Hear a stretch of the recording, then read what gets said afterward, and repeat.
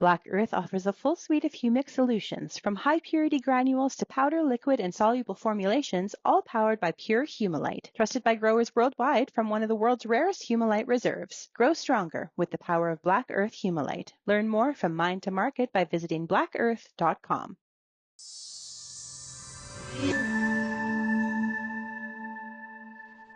With the review of CUSMA USMCA trade deal looming, a large contingent representing Canada's agriculture sector has been in Mexico over the last week for a series of trade-focused meetings, ranging from the federal agriculture minister, some of his provincial counterparts, to stakeholders representing many different farm and commodity groups. And joining us here on Real Agriculture and Real Ag Radio now to discuss their travels to Mexico here over the last week, we're pleased to welcome Keith Currie, President of the Canadian Federation of Agriculture, and Ron Lemaire, President of the Canadian Produce Marketing Association. Thank you, gentlemen, for taking the time to join us. I presume you're both back on Canadian soil at this time? Yeah, back home. Yep, back home again for me too. Are you back in the field, Keith? How's harvest going? Well, this week's been a little tough. We've got some moisture going, so I'm grounded right now, other than doing some general maintenance stuff. But yeah, we're hoping to get finished up with the winter wheat planting here shortly. All right. Any big takeaways from the trip to Mexico, or maybe take us through your itinerary, some of the meetings that took place? I know there were a series of meetings that lined up with this trip to a couple different cities in Mexico. Keith, why don't you go ahead, because you were the lead most of the week. So the first part of the week, Ron and I were in Mexico City. This follows on the heels of both Prime Minister Carney making his trip to Mexico, 3 weeks ago or a month ago, to try and build a better foundation of relationships with the Mexican government. And then Minister McDonald followed up last week, early in the week, working with his counterpart in Mexico, their agriculture secretary, to really discuss how we can move and increase our trade with Mexico. And in conjunction with that, CFA has had a very good, long-standing working relationship with CNA, the large farm organization in Mexico, in which we've had over 20 years of an annual bilateral working group, agriculture bilateral working group. So this year was scheduled to be later in November to have that meeting, and it was decided by the government of Canada that it would make a lot of sense that we hold a more formal bilateral industry discussion on the forefront of Minister McDonald going into Mexico to talk about really how we can engage with our Mexican counterparts and how to grow business, how to grow, in particular, grow trade, and what that might look like. So, we talked a lot about, what are the barriers to growth? How do we look at investment and innovation as a way to help expedite more trade between Canada and Mexico, and really what that trade facilitation would look like,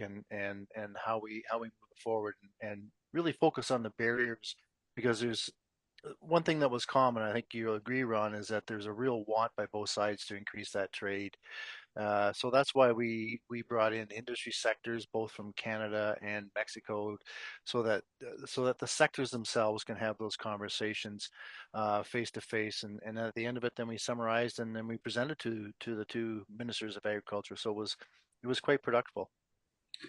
Yeah, Kevin, it's interesting because when you look at the work that CFA and CPMA and others have been doing over many years, we're really seeing an appetite in 2025, and really being driven, I think, specifically by the U.S. administration to look at how do we continue to work with our partners directly south of us, but then how do we expand diversity of trade with the Mexico market, which has, I think, been underutilized on a bilateral approach, which is really interesting to see. So even prior to the Prime Minister visiting Mexico to meet the President, CPMA and CFA were engaged with the embassy and beginning to lay the groundwork. So as Keith is saying, there's been a lot of direct engagement with our counterparts in Mexico. And at the same time,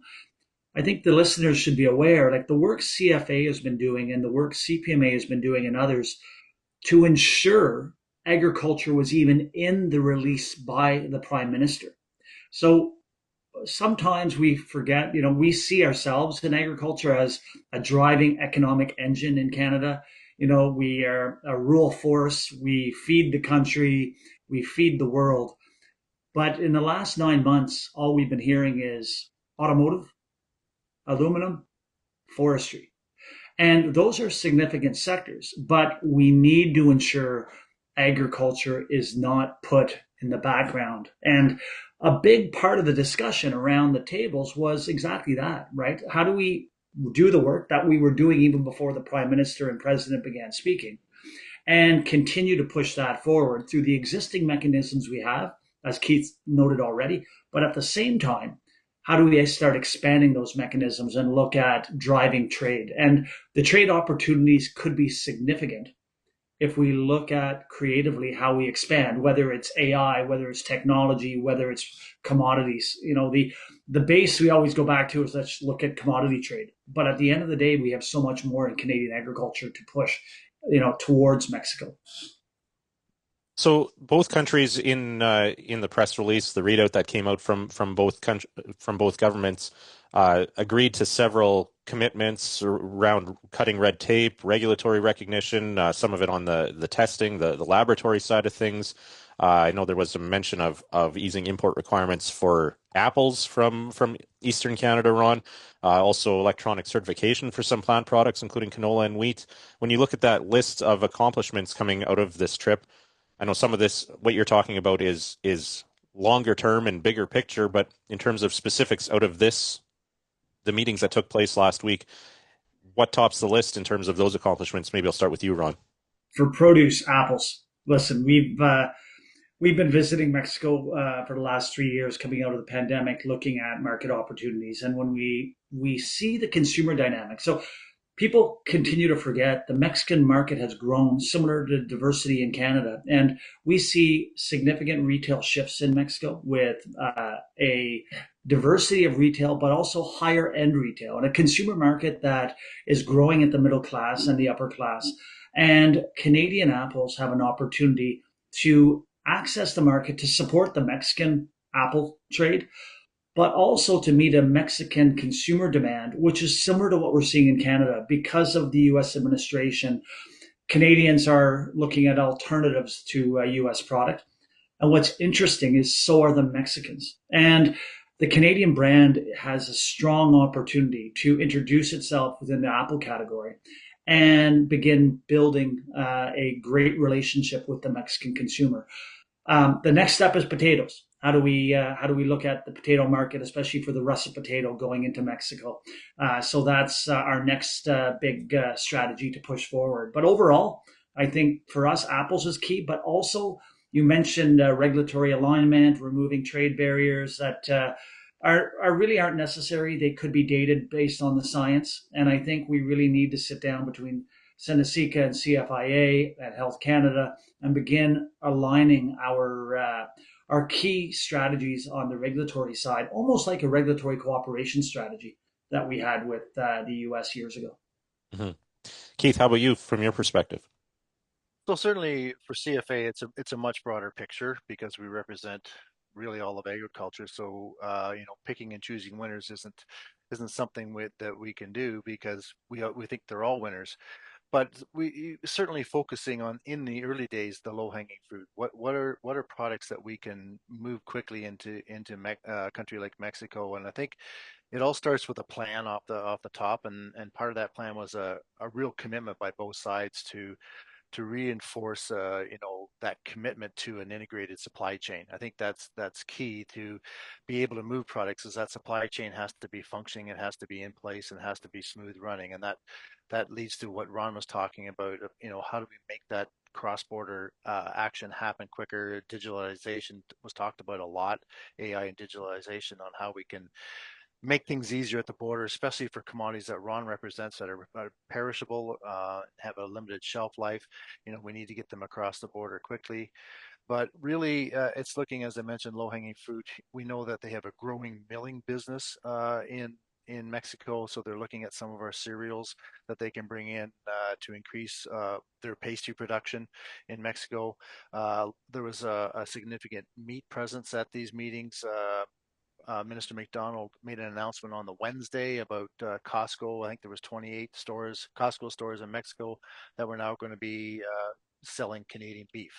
The Pork Council was very excited about the opportunities for pork into Mexico as well, and so there's just a lot of opportunities. The canola industry in Mexico was very much looking forward to increasing their import of Canadian canola and canola oil.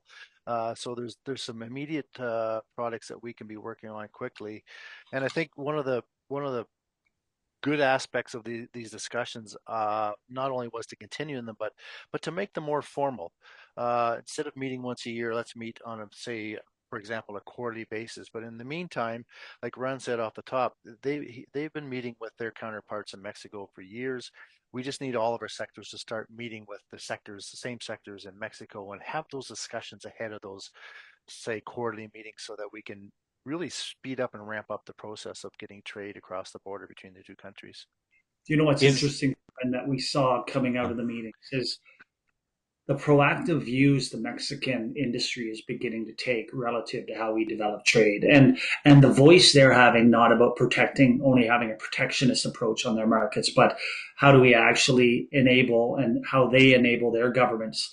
And we really saw that, when the president and prime minister met, industry from both sides were already positioning their associations to be able to voice the right message. And when we sat down with the minister and secretary, what was really interesting is the Mexican industry from the produce side, but as well as others, having a clear discussion and wanting to talk about how do we utilize the port system in Mexico more effectively. Keith noted supply chains and the importance of movement of product. The strategy around better utilization of the Montreal, Halifax, and Vancouver ports, and the potential for expansion into Mexican ports is very interesting to see. Not only rail and truck, but providing that other vehicle in the event there's a supply chain disruption. You're not left with only one tool in the toolbox. So these are all pieces that I think are vital to begin driving forward on, and we already have a clear beginnings of a clear strategy in Canada on how we develop our infrastructure. And I think looking at how that links in a North American context is essential as we move forward with CUSMA. So to me, it sounds like Mexico in many ways aligns with Canada in terms of understanding the importance of integrated supply chains throughout North America, and shares that same value or principle of it. Where does Mexico disagree with Canada on policy? What were the areas of disagreement or tension in the meetings last week?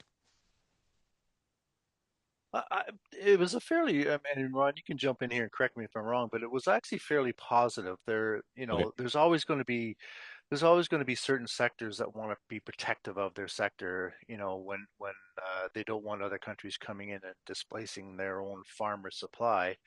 But Mexican farmers are going through a bit of a struggle, even with their own government, from the aspect of most of the farmers there, some 5 million of them are very small landholders. They're, you know, 5 hectares, 10 hectares. There are a few small, larger ones, but most of them are small. And right now they're focusing on just sustaining existence, but they see a lot of potential for growing. So part of what Mexico's working on is how do we build up our agriculture sector overall moving forward, and understanding that they grow different kind of products, similar products in some cases. They are a fairly large beef producing country, but they don't have a lot of processing, and they were relying heavily on the southern states, Arizona, Texas in particular, for beef processing, and it hasn't disappeared, but been reduced tremendously. So that's limiting their access to having beef travel around the world.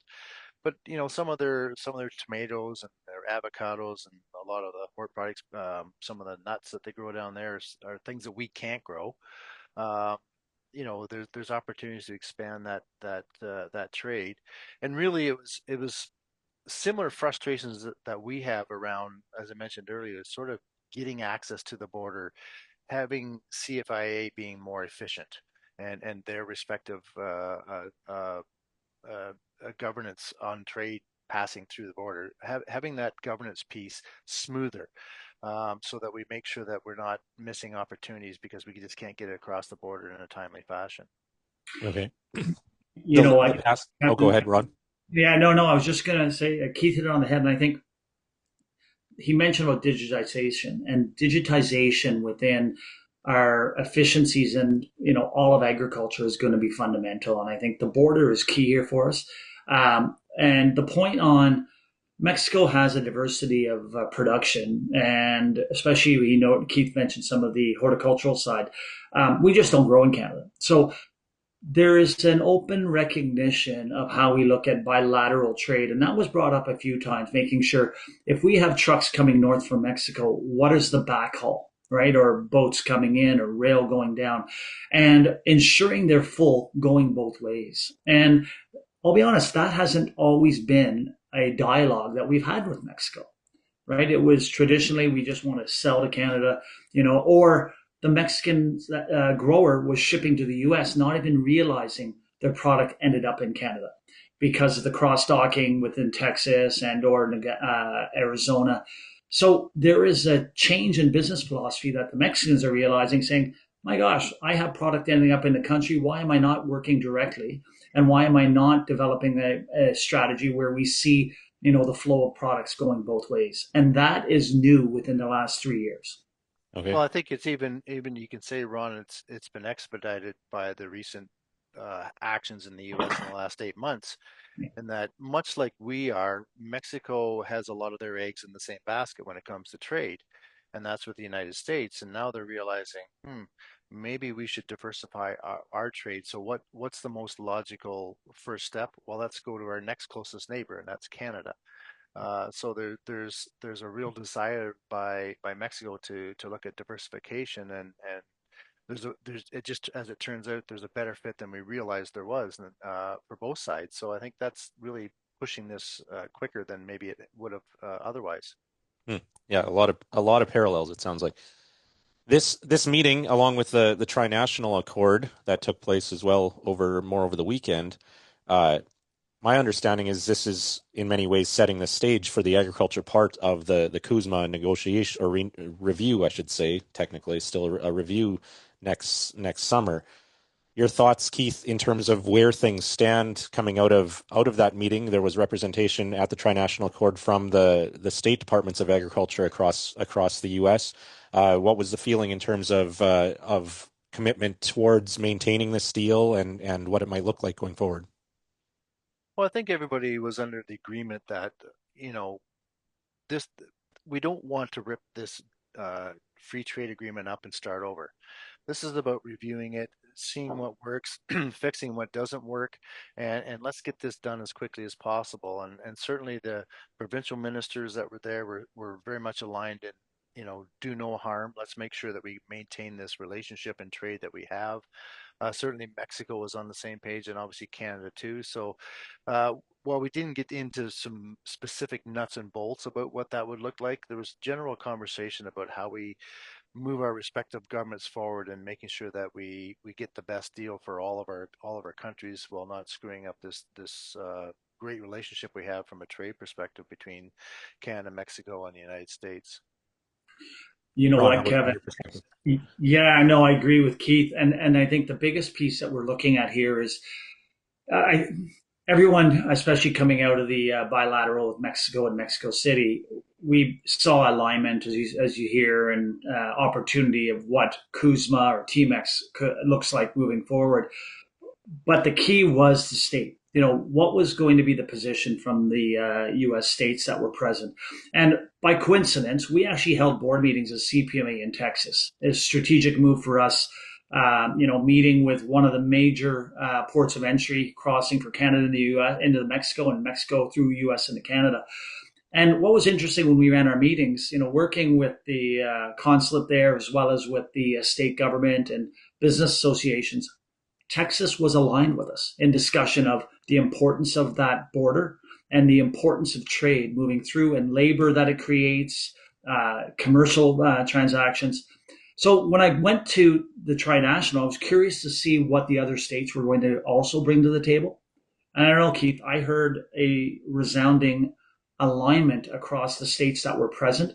And what was even more reassuring is NASDA committed to working with the states to draft a letter to the administration supporting the deal.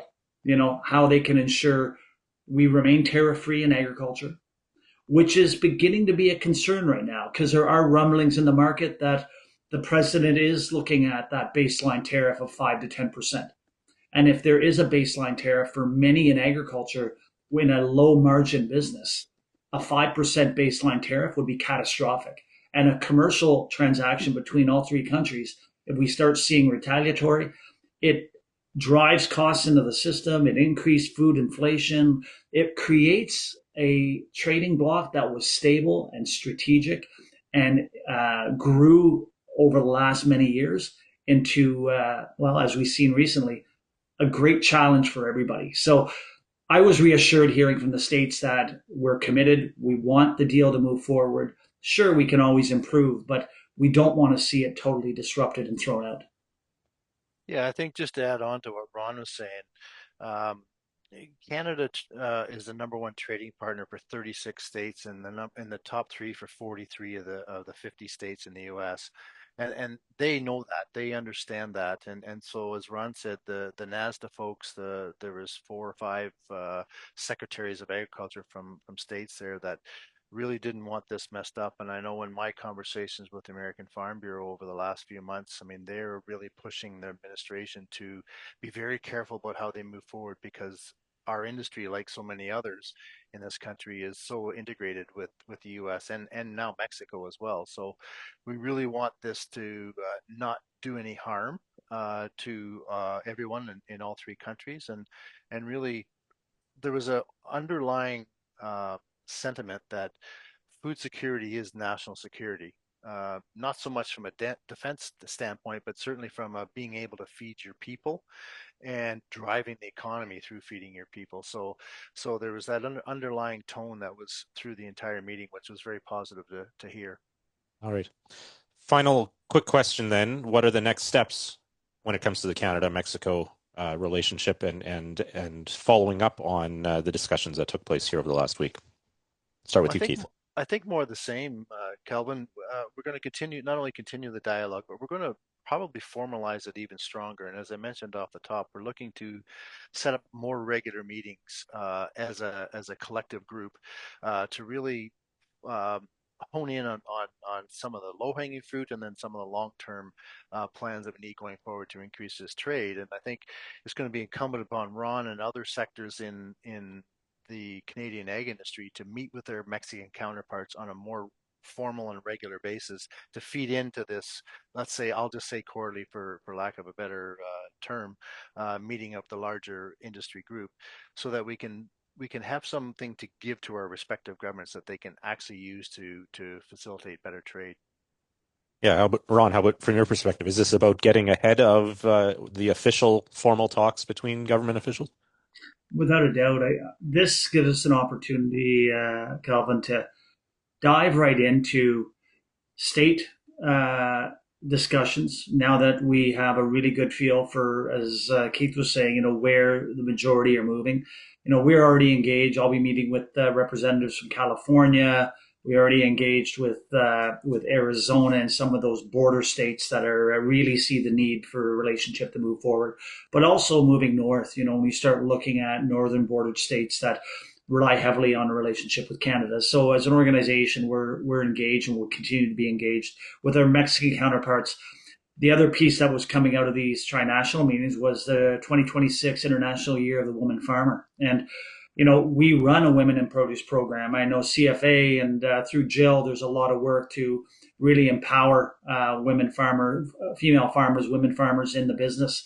So we're hoping in 2026, we'll look at how we can leverage some of that opportunity and connecting, the Mexican specifically and Canadian women business owners to build and bridge that business opportunity through the mechanisms we talked about earlier.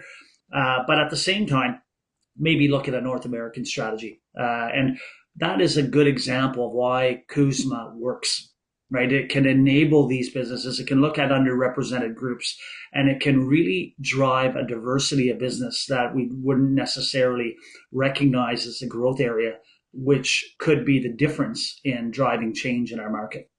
All right. And I'll just add, Kelvin, quickly, the other aspect that we are going to build on through this relationship is indigenous agriculture.